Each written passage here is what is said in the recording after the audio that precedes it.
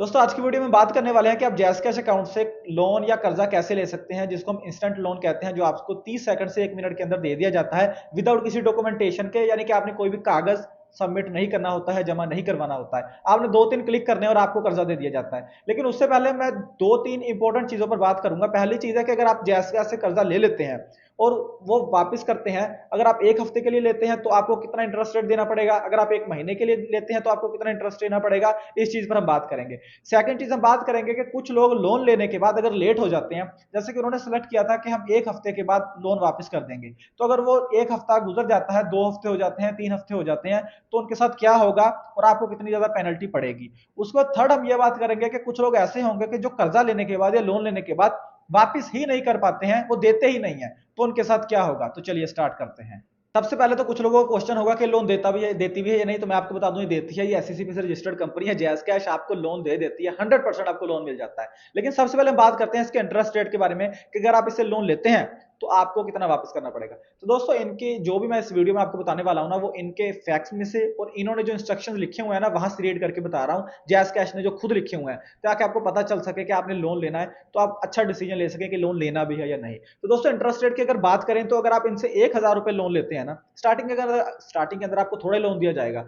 आपको 1,500 या 2,000 लोन दिया जाएगा, फिर वो आपकी लिमिट बढ़ते हुए 70,000 या 75,000 रुपए तक जाती है।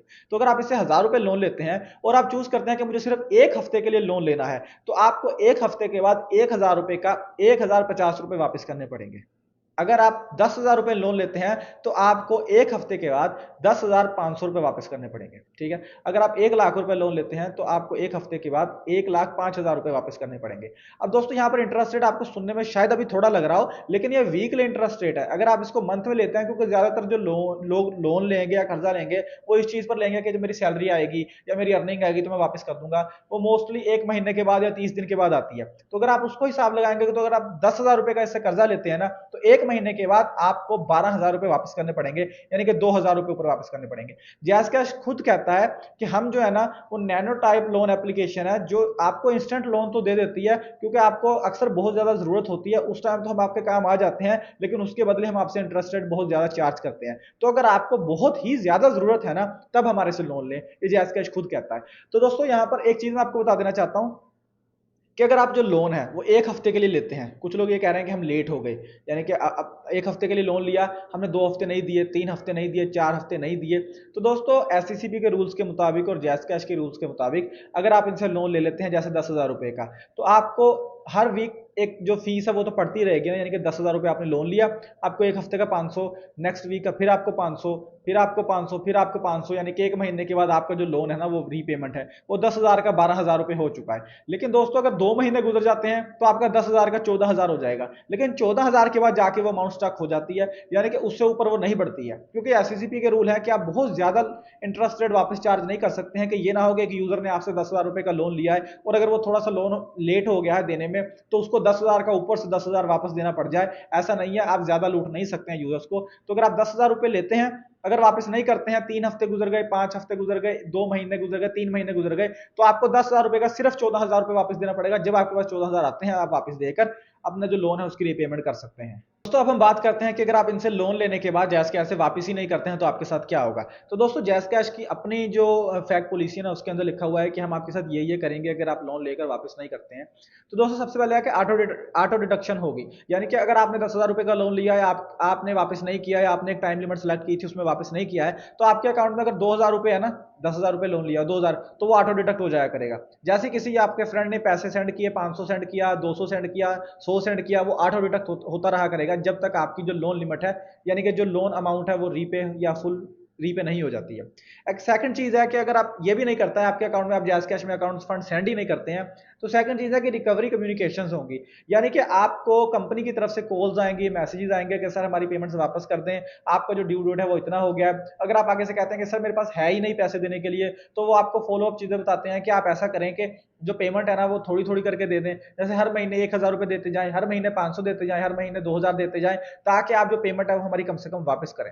उसके बाद दोस्तों है कि सर्विस सर्विस रिस्ट्रिक्शंस कि इन्होंने इन्होंने अपने ना यानी कि टैक्स एंड सर्विसेज पॉलिसी में लिखा हुआ है कि अगर कोई यूजर पेमेंट वापस ही नहीं करता है और किसी भी चीज पर मानता भी नहीं है तो उसकी हम सिम भी ब्लॉक कर सकते हैं, कॉल्स ब्लॉक कर सकते हैं, उस सिम का सारा डाटा रिमूव कर सकते हैं, उसकी उस सिम की जिस सिम से उसने लोन लिया है, जैस कैश के अकाउंट की जो सिम है आपकी जैज की, उसको ब्लॉक किया जा सकता है। उसके बाद दोस्तों उस कस्टमर को ब्लैक लिस्ट भी किया जा सकता है। फोर्थ ऑप्शन में लिखा है कि अगर कस्टमर लोन क्लियर ना करे तो फ्यूचर में रेडी कैश से ब्लैक लिस्ट हो जाता है, यानी कि आप फ्यूचर में कोई भी लोन नहीं ले सकते हैं और इवन कि आप जैस कैश की कोई सर्विस दूसरी भी नहीं यूज कर सकते। जैसे कि आपने रेडी कैश से लोन भी नहीं लिया, आप किसी को जैस कैश की दूसरी सर्विस जैसे कि किसी को पैसे सेंड भी नहीं कर सकते, रिसीव भी नहीं कर सकते, आप कोई बिल पे नहीं कर सकते हैं। उसके बाद दोस्तों नेक्स्ट है कि क्रेडिट ब्यूरो के अंदर रिपोर्ट सेंड की जाती है। यानी कि दोस्तों अगर आपने लोन लेने के बाद वापस नहीं किया है तो क्रेडिट ब्यूरो ऐसा होता है, ऐसा एक ब्यूरो होता है कि जो क्रेडिट स्कोर आपका डिसाइड करता है ओवरऑल बैंक्स के लिए। यानी कि ये जो एससीसीपी से या एसआईबी से रजिस्टर्ड होती है ना, जो ये माइक्रो फाइनेंस बैंक, ऐसी 1000 एप्लीकेशन या 1000 बैंक या बड़े बैंक्स भी होते हैं, इनके अंदर इन्वॉल्व होते हैं। अगर आपने इनका लोन वापस नहीं किया तो रिपोर्ट सेंड करते हैं फ्यूचर में सब एप्लीकेशन के लिए कि ये बंदा डिफॉल्टर है, इसने हमारा लोन नहीं दिया है। तो फ्यूचर में अगर कोई और वेबसाइट से या एप्लीकेशन से आप लोन लेते हैं तो वो भी आपको देखेंगे कि इसने अगर उस एप्लीकेशन का लोन वापस नहीं किया तो ये हमारा क्या करेगा, इसलिए हम आपको लोन नहीं देंगे, और वो एप्लीकेशन भी आपको लोन नहीं देंगी। उसके बाद दोस्तों बड़ी जो इंपैक्ट वार्निंग है वो इन्होंने कहा है कि ऑफिशियल मैक में ये स्टेटमेंट है कि ईसीबीआई में डिफॉल्टर रिपोर्ट होने के बाद बंदा दूसरे बैंक से लोन लेने से डिफिकल्टी फेस कर सकता है। यानी कि दोस्तों अगर आप लोन नहीं लेते हैं तो आप दूसरे किसी बड़े बैंक से या छोटे बैंक से लोन लेते हैं या ऐसी कोई सर्विस लेना चाहते हैं तो आप नहीं ले सकेंगे, क्योंकि दोस्तों ईसीबीआई के अंदर आपके जो क्रेडिट स्कोर है वो खराब हो चुका होगा। तो दोस्तों जैस कैश खुद कहता है कि लोन ना ले, नहीं तो आपके साथ ये चीजें होंगी। बाकी है कि जो लीगल एक्शन की बात है ना, कि जो बहुत बड़ा एक्शन वो कहीं 1 लाख कस्टमर्स में से किसी एक दो के साथ सुनने में आता है, नहीं तो नहीं आता है। बहुत ज्यादा कस्टमर्स के साथ यही सुनने में आता है कि सर हमारा जो लोन है वो हाफ हाफ करके वापस कर दें, जैसे हर मंथ 1000 देते जाएं, हर मंथ 1500 देते जाएं या 2000 देते जाएं, तो वो आप ऐसे करके वापस दे सकते हैं। तो दोस्तों मैं आपको जायज़ कैसे लोन लेने का तरीका बताता हूँ जो बहुत ही ज़्यादा ईजी है। तो यहाँ पर दोस्तों आप देख सकते हैं कि मेरे अकाउंट के अंदर 21,000 रुपये पड़े हुए हैं। मैंने अगर यहाँ पर लोन लेना है ना तो यहाँ पर साइड पर ऊपर आपको लोन का एक बटन नजर आएगा, जस्ट आपने इसके ऊपर क्लिक करना है। जैसे आप इसके ऊपर क्लिक करेंगे तो दोस्तों यहाँ पर देखिए ये मुझे 15,000 रुपये का लोन अभी दे रहे हैं। तो दोस्तों आपको मे भी ये शायद ना दें, आपको कम दें या आपको 1000 दें या 100 दें, लेकिन मैं इनकी जो जैज़ कैश अकाउंट को वो काफ़ी ज़्यादा यूज़ करता हूँ तो इसलिए मेरी लिमिट इतनी ज़्यादा है। मैंने जस्ट क्या करना है, यहाँ पर नीचे आपको नजर आएगा कि 6,000 रुपये से लेकर 15,000 रुपये लिखा हुआ है। मैंने यहाँ पर बस लोन अमाउंट लिखनी है। यहाँ पर एग्जाम्पल के लिए मैं यहाँ पर 6,000 लिख देता हूँ कि मैंने 6,000 लोन लेना है। तो यहाँ पर मैंने लिखा 6,000 रुपये लोन लेना है। उसके बाद कंटिन्यू के बटन पर क्लिक किया तो दोस्तों यहाँ पर देखें मैं जैसे यहाँ पर कंफर्म के बटन पर क्लिक करूंगा ना तो मेरे अकाउंट के अंदर जो 6,000 रुपये है ना वो ट्रांसफर कर दिए जाएंगे। तो इतना ज़्यादा ईजी है इनसे लोन लेना, लेकिन वो वापस करना उतना ही ज़्यादा मुश्किल है। तो ध्यान से लोन ले। अल्लाह हाफिज़।